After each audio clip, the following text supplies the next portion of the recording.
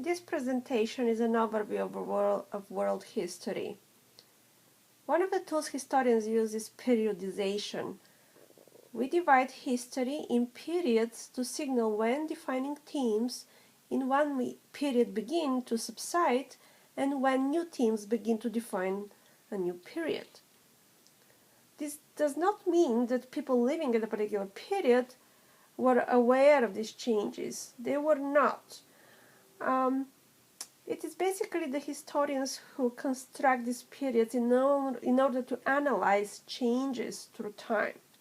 So, world history is roughly divided into prehistory and the origin of agriculture and domestication of animals, early civilizations periods from 3500 before the Common Era to 1000 before the Common Era.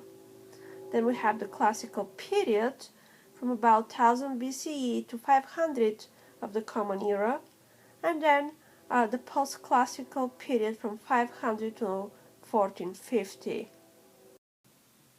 The next period is the early modern period, which is from 1450 to 1750.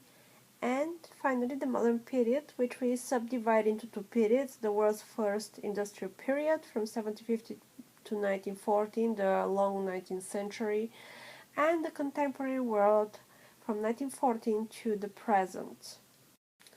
Okay, let's look now at the first period. This is the prehistory.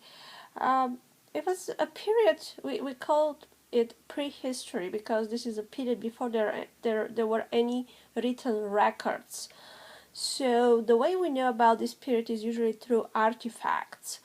And from these artifacts we can tell about the life of people who lived in that period of time.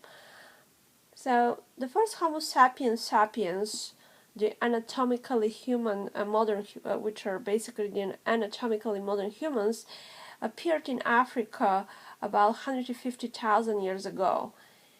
And by that time the human species had evolved and they have developed brains equivalent to the brains of modern humans. They have developed the ability to speak, and humans have learned how to use and make tools for hunting and for other uses. They lived in foraging societies.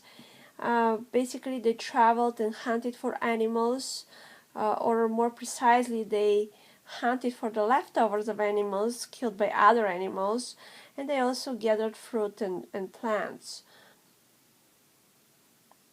And also, humans migrated from their origin in East Africa, and they gradually spread to all continents. This map illustrates well the spread of early humans from East Africa to the Middle East, to Europe, to Asia, and also through the Bering Strait to North America, and from there to South America, and through Indonesia into Australia. After this early human history comes the great transformation of human economy from foraging to agriculture and domestication of animals. People settled in one place and began tilling the land to produce food. And here you can see one of the first places where we see the origin of agriculture along the rivers of Tigris and Euphrates in Mesopotamia, modern-day Iraq. Here on this map you can actually see clearly the several different places that agriculture developed independently, and usually that always happened along rivers. All early civilizations, that's why we call them river valley civilizations. Now, this is a period when some contact and trade existed among these civilizations, especially between Mesopotamia and Egypt. Also, contact was in the form of war. But the most striking point about early human experience is that there was wide dispersion of people. people were separated from each other by distance and space. So they developed distinct identities, distinct local identities. So now we are moving to the classical period. Two major themes emerge in this period. First, several of societies gained the ability to expand their territories. Their territories were much larger than the territories of the river valley civilizations that preceded them. And that was largely made possible because of the use of iron to make weapons. Their weapons were sturdier, much better than the use of bronze for the making of their weapons. And second, these classical civilizations developed values, philosophies, ideologies, and institutions that helped them hold these vast territories. It's easier to conquer those territories, but how do you maintain that control over the territories? So each of these civilizations sort of had their own way of creating a unified culture. The Chinese, for example, used Confucian philosophy to create a unified culture among their elites. And the Romans, they built Roman colosseums and theaters and baths all over the Roman Empire. So everywhere the Roman values were spread through art and through imitation of the institutions in Rome. Now, the word classical implies the formation of great traditions. The values and institutions that were created in this period were basically survived long after the end of these civilizations. Some of those lasting traditions are, for example, Hinduism and Buddhism, the Indian religions, the Chinese bureaucracy, or the Greek science, which would influence later European scientists and world scientists in later periods of human history. What is also very interesting about these classical civilizations is that had very large populations by sort of Asian world standards. China had about 60 million at its height. The Roman Empire had about 54 million, India about 50 million. But at the same time, there were parts of the world that were still not sort of drawn into this sort of civilized world or to the orbit of civilizations. Parts in the Americas, in Africa, in Northern Europe and Japan, they weren't affected by the achievements of these classical civilizations. Now, a key feature of the classical period was internal development. Each civilization developed distinct features. There were contacts among civilizations, but mostly those contacts mostly consisted of trade in luxury goods. Goods traveled, for example, along the famous Silk Road all the way from China all the way to the Middle East and the Mediterranean. But even though these goods travel such a long way, they often traveled through intermediaries. There wasn't a single traveler that was able to go all the way from China to the Mediterranean this period. Basically, contacts existed, but they were limited in nature. Here you should see the political units in the classical period, or the major sort of empires that existed. This is the Han Empire in China and India and the Middle East. We have the Persian Empire. In the Mediterranean, we have a succession of empires. We have from for the Greek classical civilization, and then the Roman world. Now we are moving to the post-classical period, which was from 500 to 1450. This period started with the decline of the classical civilizations, and then it is defined by the spread of the major world religions. We see the rise of Islam and the Arabs. We see the consolidation of the Byzantine Empire. And we can say that the period ended with sort of the decline of the Arab political and commercial power, the end of the Byzantine Empire, and the emergence of the Ottoman Empire as a sort of a powerhouse in the Middle East and Southern Europe and Northern Africa.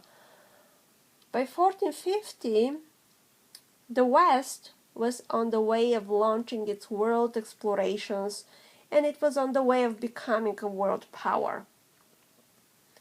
So, what are the main themes in this period? We can say that the main themes are the expansion of world religions and the arrival of Islam, and the expansion of trade routes and increased contacts.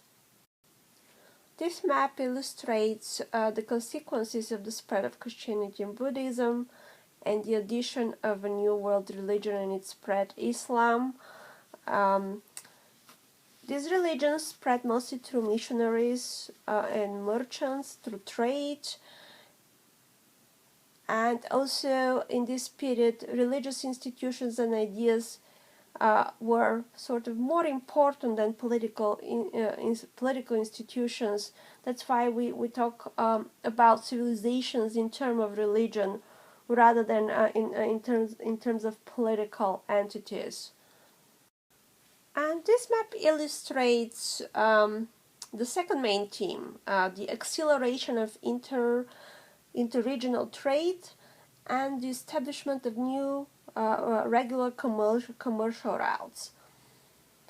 And trade routes ran east to west from the Middle East through the Indian Ocean to Southeast Asia to China.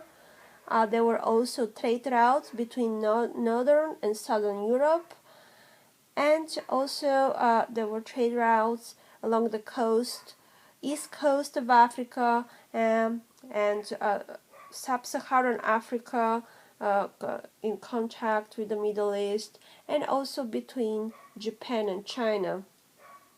During this period, traveling increased.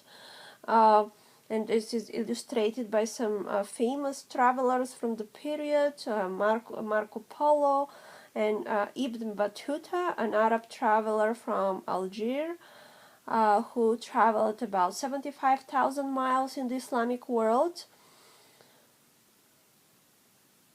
And in this period, the number of civilizations and the geographical areas they cover expanded. We can say that there are 7 civilizations. We have East Asia, South Asia, the Middle East, North Africa, Sub-Saharan Africa, Eastern Europe, Western Europe, and the Americas. These new regions that entered sort of the global world, they imitated some of the oldest civilizational centers. We see sort of diffusion of ideas and values. Let's say the Buddhism, for example, traveling from China to Japan, and Confucian culture influencing Japanese culture.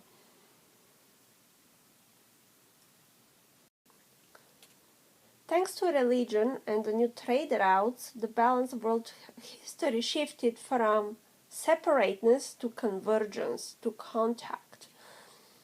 Islam and Arab politics and trade were the most dynamic set of forces in the early centuries of the post-classical world.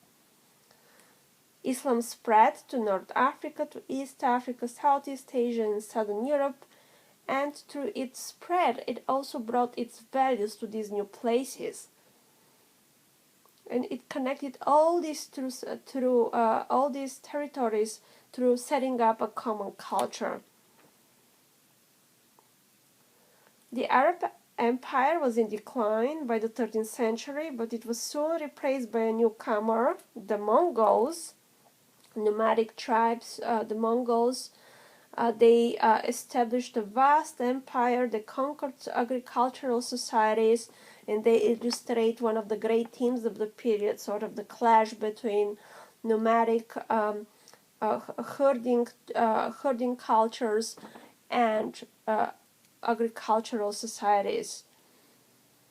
Their vast empire, while at the beginning the Mongols were quite destructive, once they established themselves and they stopped the violence, they allowed for the traveling of vast trade networks and the spread of goods and ideas. So we can say that the acceleration of contacts was the most significant feature of the post-classical world.